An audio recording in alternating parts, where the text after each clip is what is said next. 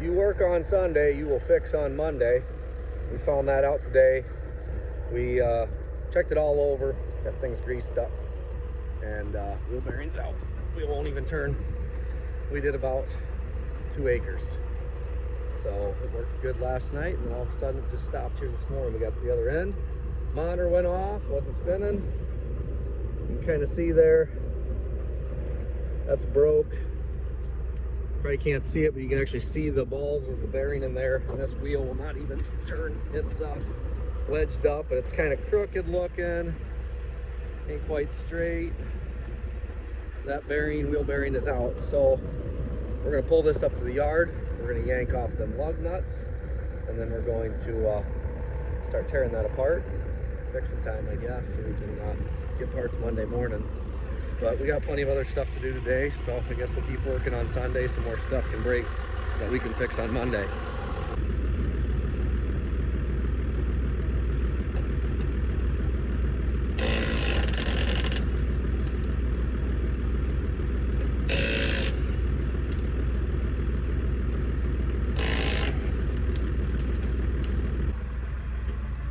There's the problem. You see that there? That's not supposed to move like that. You see it's broke there. Bearing is done. So you can see the little balls in there. So we gotta pop this off here somehow. Pull all them out. Get it replaced.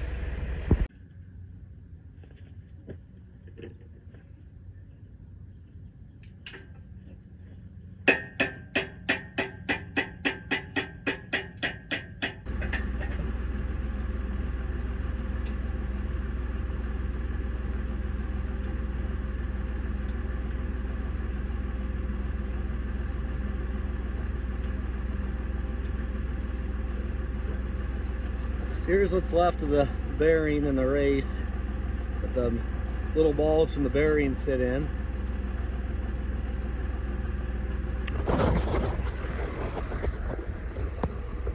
We got the lock off, lock collar, and now we're just kind of moving it back and forth, trying to, this is seized up on there. Probably the original bearings, been on there since 1987, so now it's a matter of just prying out all these pieces and the little balls and everything in there until we can slide this whole shaft. This whole shaft here is going to come completely out. We're going to take that wheel back off. But we had to put the tractor down so we get some leverage on it without it spinning. It just worked better to throw the wheel on and drop it down for that. So we'll keep trying to toy with it and get it taken off.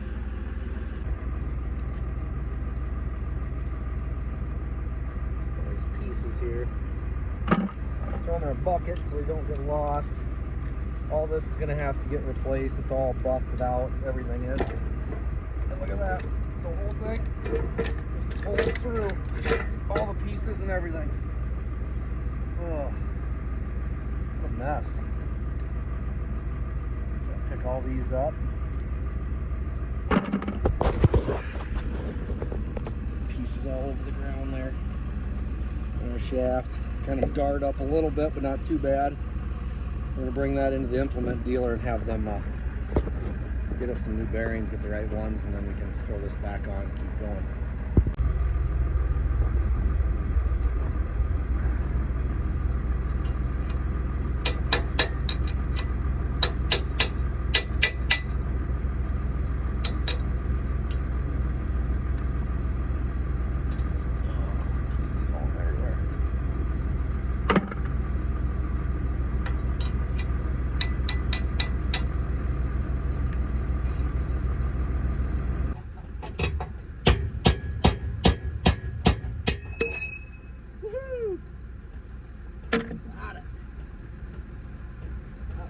Good.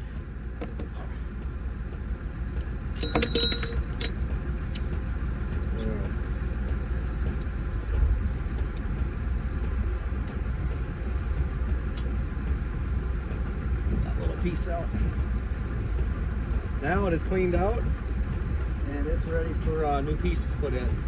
So now all we gotta do is go and get the parts for that and put her in. So we went and got our bearings. 2 bearings here that are gonna go in that behind me. $112 for 2 bearings for this drill. We're gonna have to tap them in here. Put a little grease in there, tap them in. And then I brought the whole shaft home with me. We got it all cleaned up. There's a bunch of burrs on it. It's kind of eating into the shaft in one spot. Took some emery cloth, cleaned it up, ground it down with the grinder, just smoothed it all up, hit it with emery cloth the second time. Now these bearings, take the lock collar off. That bearing slides on just like it's supposed to, right onto it. So should be able to put these bearings in, slide this in, put the lock collars on, and then throw the gear back on, or the the sprocket back on to run our chain. Throw the chain on, put the tire on, wham bam, and done. So I'll start putting her together. I'm going to put a little bit of grease on the inside of that, so hopefully that bearing taps in a little bit easier. And yeah, I already just kind of blew it out a little bit. Took my pocket knife and cleaned that out. And yeah, put some grease in there and press that bearing in, I guess. It don't take much. Just a little snip. A little snip of the old blue grease. Just enough so it slides in there decent.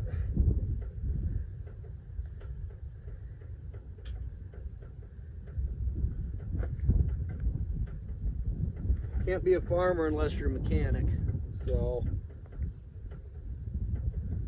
that's kind of how it works. It probably would have cost me $500 to hire somebody to come out and do this, so just do it ourselves, I guess. Throw these in there.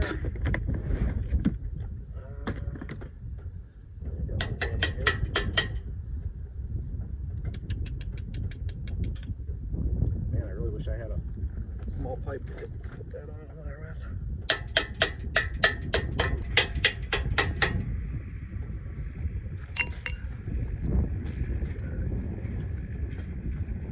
We got both the bearings in. Now we're going to throw the lock collar on this side.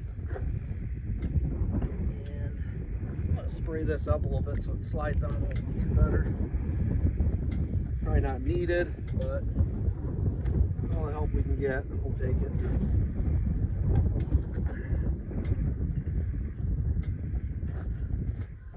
It'll line up decent. Oh yeah, look at that, fits like a glove. Shoot. There. Just like that. Slide one. Just a little lock collar there so we get it on. There we go. Twist that lock collar on. Just like so. This lock collar, it's going to go on this end. Goes like that. Basically that locks onto the bearing, so that way the bearing has to turn with this whole deal. So, and then from there, we will put our sprocket on. That went on this way. And by God, that lines up like perfect. We'll take our roll pin and we'll put it in there. So we'll get these put on here first. Tap the lock collar into place, and then we will tighten it down with our hex.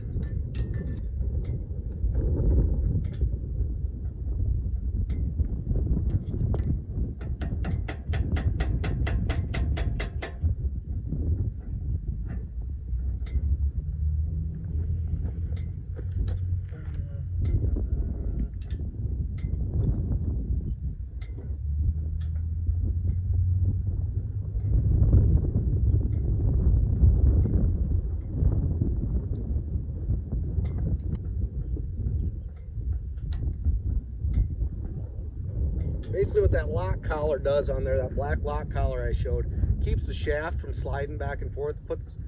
Slide the shaft into the bearing, put that lock collar on, crank it down, and then it keeps that shaft from moving. It's locked onto there.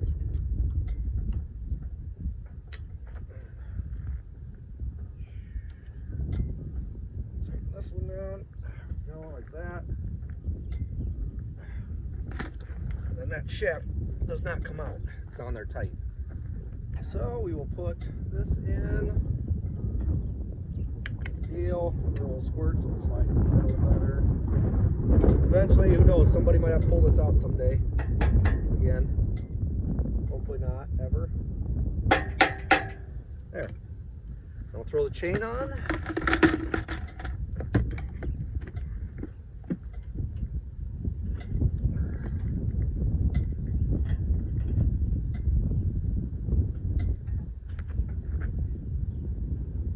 Shoot, we did put that on wrong. Well, all right, so I had to pull the pin back out of the sprocket because I put the sprocket on backwards. It's supposed to go that way. So, what we call a learning experience. I should have put the chain on to make sure it lined up first. So we got our bearing and stuff all put together on this, chain on it. Took it out the field here that we are doing some custom drilling on, and we've done about 10 acres-ish. Sorry about the sun. And just checking it over. Everything's good. Chain's got a little bit of slack in it, which is what we want. It's tight. Nothing's moving. There we go. Nothing's moving. Chain's got just a little bit of slack in it, which is what we want. And the bearing, everything here is good to go. So our fix worked, and we're going to keep drilling away here. We've got a few hundred acres yet to do, and we will be done with this job. And then we will go and cut some beans, and then we're going to go seed some more seed. So we're going to keep picking away here. We've been seeding hard here for a few days. I'll show you how we fill up the drill. So we start by, well, we bring our seed out here, obviously. Brought the truck out here with my seed tender. Way easier than throwing bags, and I handle seed in bulk, so whoa. Fell there. And so we fill our seed tender up with cereal rye seed. As you can tell in the glass window there, cereal rye seed in there. I got a telescoping spout on that. So by that, what I mean is that spout will slide in and out. So I fold the auger down when I'm going down the road, fold it up, and then I can slide that spout down right to the grain drill. All I gotta do is handle it by hand. So we got our weight on here. It's kind of nice. I can keep track of how much is going in. Grab her up. Turn the auger on. See that little deal moving? That is the gate in the inside. And then I just come up here. Load her.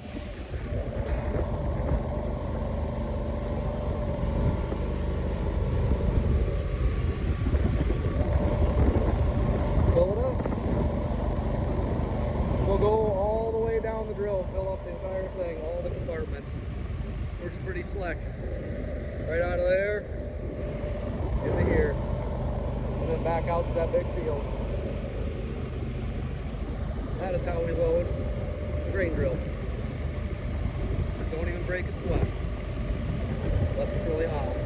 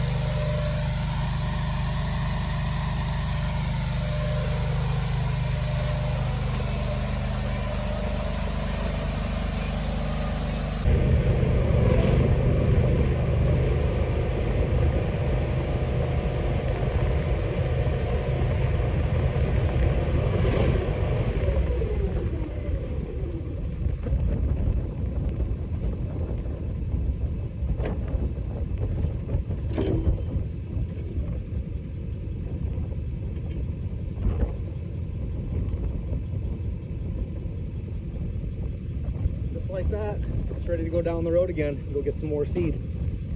Grain drill's full. Rock and roll. How does the grain drill work? Got our grain drill here, 30-foot Great Plains land drill hooked to our John Deere Tractor. How does it run? How does it put the seed in the ground? We'll start off real simple. This is our wheel that runs the chain drive transmission. So this wheel turns, and as it turns them chains. Those chains have a series of notches on them, and I got different chains for different speeds, for different amounts of seed you want to put down. Chain turns the sprocket, turns this outside sprocket, as you can see. And when it does that, there are little metering tubes in there, right in there. And those little notches spin. If I can spin it, I don't know if I can pull it. You can kind of see them turning there. And that distributes seed down this tube right here. So it goes down the tube and in between the discs. So it'll go in between these discs and then right into the ground. I got a press wheel behind it. It presses that seed into the ground to get some seed to soil contact. So it's really a simple system. This is a 30-foot grain drill, so we're doing 30 foot at a time. And yeah, that's basically all it is. I drop the planter in the ground. When the planter hits the ground and that wheel starts turning, it starts dropping seed. So how do I know I got it set right? Well, I can set it. There's an adjustment right here. This right here adjusts. It's a slide that goes back and forth to open it up more or close it more. And then over here, you see these wires here. There's a speed sensor there. So that sensor detects this shaft turning, and it goes by revolutions, and that relays it back to my monitor in the cab to tell me how many seeds are coming out per acre, and then I can calculate that back to my pounds per acre. So it's really a simple setup. You drop it in the ground, the wheel turns, tells you how much seed's going out, then I can adjust it from there. So I come into my cab and my monitor's beeping because it's not seeding. And that's it right there. That's my monitor. And it tells me how much seed is coming out when it's going. Pretty simple setup.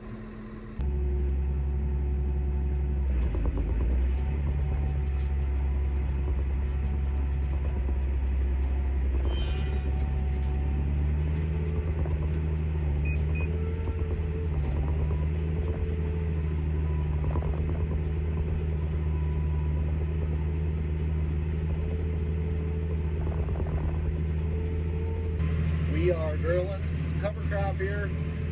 This field was worked up, had manure put on it, and it was worked up. And we are out seeding right now. 30-foot drill. Some seed in the ground, bushel per acre. This is actually oats. Got our monitors going there. It's supposed to have a video camera here inside the hopper, and we were having some issues with that. I fixed it there the other day. I don't know what's going on, but a little bit rough, but not too terribly bad. Like I said, the guy did work this ground up, but we're gonna have a cover crop. We've got plenty of moisture out there. This is gonna be growing pretty quick. So all in all, pretty happy with how everything's working. Did have a bearing go out. We got that fixed on the drill. It's actually the wheel right there. I'm pointing at right behind me. Depth wheel, guide wheel, whatever you want to call it. Yeah, got some bearings in that, and plug it away here. The little alternator's got to work hard. What we got going on in the cab of the tractor. So we've got our monitor, seed count, auto steer, steering wheel automatically turns and spins, does its thing. Get to the end, we push this button to engage the auto steer. So we get to the end and we turn around. We push the button, set the auto steer for track line, and then we let it back down. So we get to the end, we pick it up, turn around, auto steer, drop it back down. So, pretty simple. Got the monitor, auto steer, and then my video camera that is inside the back of the seed drill to see how much seed we have. We're getting to the end here. And I click it, I turn the steering wheel,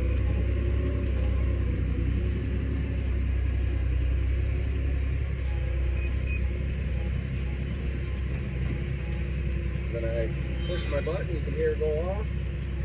And we're getting close here. I'll click it again. I click my little hydraulic button, and that drops the grain drill down into the ground, and away we go. 30 foot at a time. Just watch our monitors, keep an eye on stuff. Got a beautiful view here. Sun's coming up, and 150 acre field to go.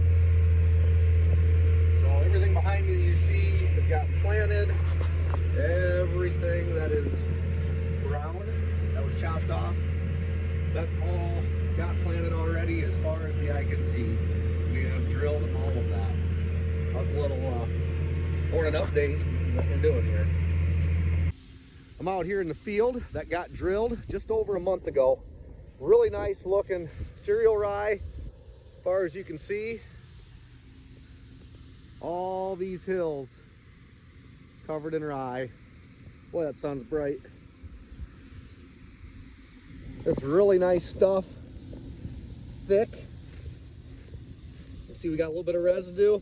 This was chopped off corn silage, manure applied, and then seed drilled. And it is a solid 8 to 12 inches. I'd say it's at least a foot tall.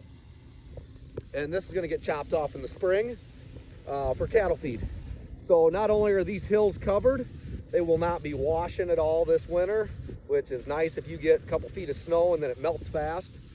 Nothing's gonna get washed off here. There's not gonna be any erosion. And not only that, but there's gonna be cattle feed here too. That's what we really like to see on these really steep hills behind us. It really gets steep. But chopped off, manure hauled, seed applied in a very timely fashion. And that was done about a month ago. So the hills of Dubuque County are really looking pretty right now. Lots of green.